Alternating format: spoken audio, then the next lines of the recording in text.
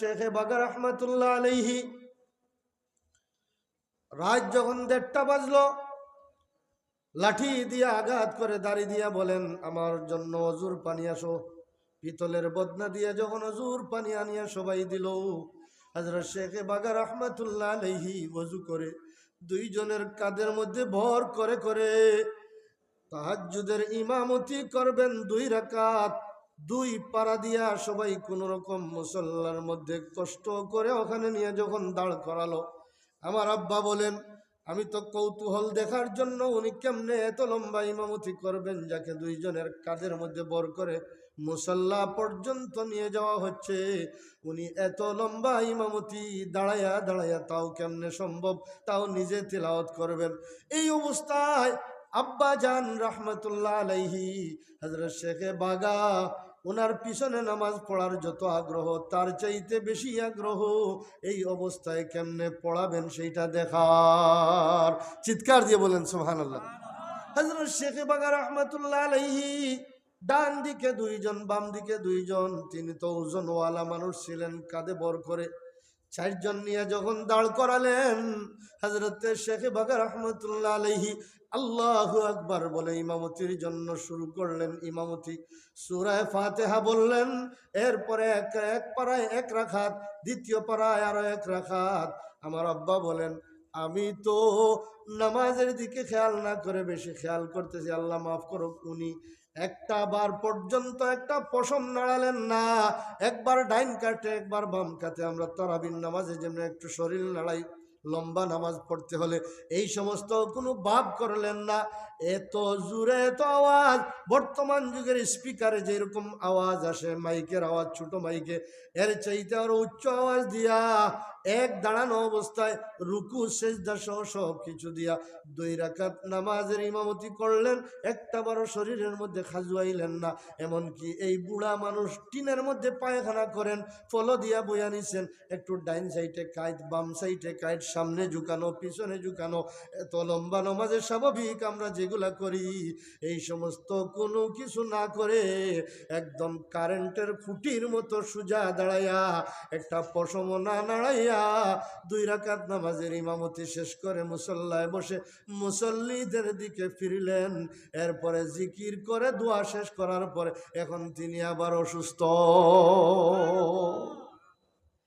এই হলো তাদের পাওয়ার। একটা মোবাইল চার্জ দেওয়ার জন্য যখন প্লাগটা কারেন্টের সাথে লাগানো হয়, এরপরে কারেন্ট পায়া মোবাইলে যেমনে চার্জ হয়, তাদের মোবাইল আর তারের চার্জ ছিল আল্লাহর সাথে।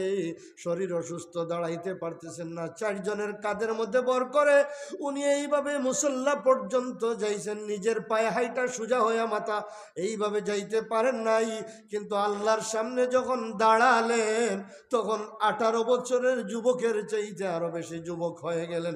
কারণ কি? কারণ হলো এটা তাদের ঈমানি শক্তি, রুহানি শক্তি, আল্লাহই শক্তি, আল্লাহর সাথে মহব্বতের ভালোবাসার শক্তি। ঠিক কিনা? আমি যখন দারুল দেওবন্দ মাদ্রাসায় পড়ি, ইফতা করলাম করাচি বিনুরি টাউন।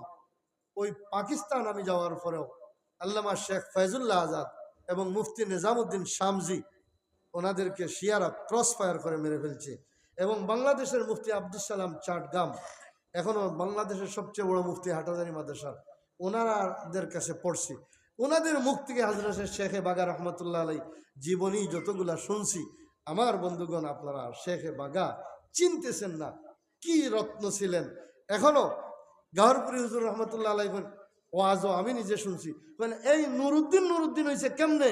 নুরুদ্দিন যখন দেওবন্দ মাদ্রাসার থেকে দাওরা শেষ করে আসছে, তখন দেওবন্দ মাদ্রাসার থেকে চিঠি লেখে প্রথমেই নুরুদ্দিন গাহরপুরীকে বুখারী পড়ানোর জন্য মেসেজ দেওয়া হয়েছে। বললেন এই নুরুদ্দিন হয়েছেন হযরত শেখে বাগার লাত খাইয়া। হোগা সুবহানাল্লাহ।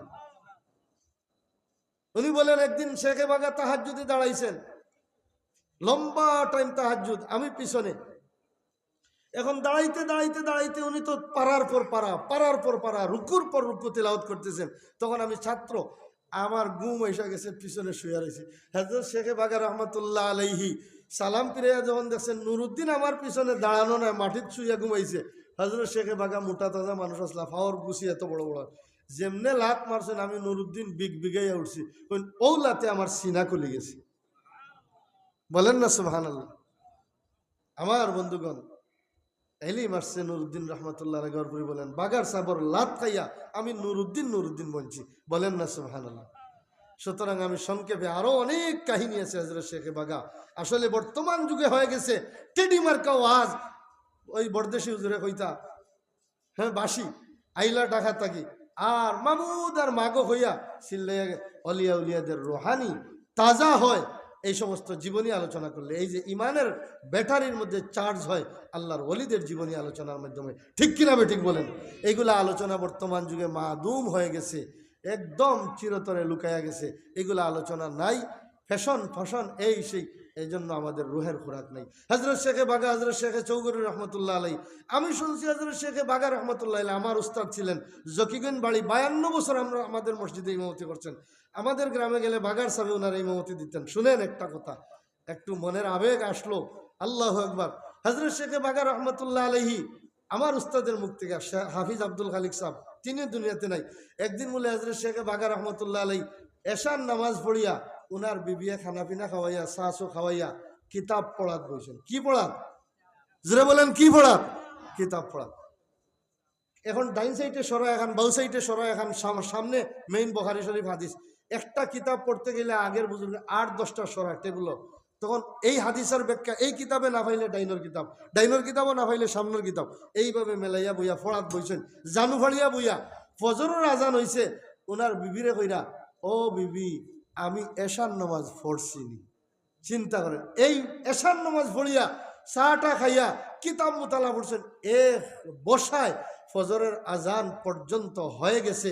তিনি এই অন্য দুনিয়ার কোনো নেশাও আছিল না, হুশ বুদ্ধ কিতাবের ভিতরে কি পরিমাণ ঢুকছেন। বলেন সুবহানাল্লাহ। তখন বিবি বলে, আপনি এশার নামাজ পড়িয়া কিতাব পড়াত বইছেন বলে, ও খেয়াল আইছে কিতাবের। হযরত ইব্রাহিম বেলিয়াবি রহমতুল্লাহ আলাইহি দেওবন্দের বড় মুহাদ্দিস শাইখুল হাদিস আসলা, আমার উস্তাদ আল্লামা নূর হোসেন কাসিমি, তাইন কইলা কিতাবের মধ্যে ইব্রাহিম বেলিয়াবি রহমতুল্লাহ আলাইহি পড়াত বইছেন এত মনোযোগে। বর্তমান যুগের পোলাপাইন মোবাইলের মধ্যে যেমন মনোযোগে, দেখবা অনেক দোকানদার কাস্টমার আইয়া মাল তাড়িয়া তাকে চুরি করে লইয়া যার কি, হে মোবাইলও যে ঢুকছে হইতেও পারে না। ঠিক কিনা বেটা? এইরকম গভীর মোবাইল। তো ইব্রাহিম বেলিয়াবি রহমতুল্লাহ আলাইহি তিনি কিতাব পড়াত বইছেন খুব মনোযোগ সহকারে। গরমের দিন, খুব প্রচন্ড গরম। ওনার মার কাছে বলছেন, আম্মা এক গ্লাস পানি দাও। তিনি কিতাব তৈয়া উঠিয়া বারান্দায় গিয়া পানি খাওয়ার জন্য যান নাই, কারণ উঠিয়া গেলে কিতাবর পড়ার মধ্যে ডিস্টার্ব হইব। এজন্য কিতাব সামনে পড়া অবস্থায় বলছেন, আম্মা এক গ্লাস পানি দাও।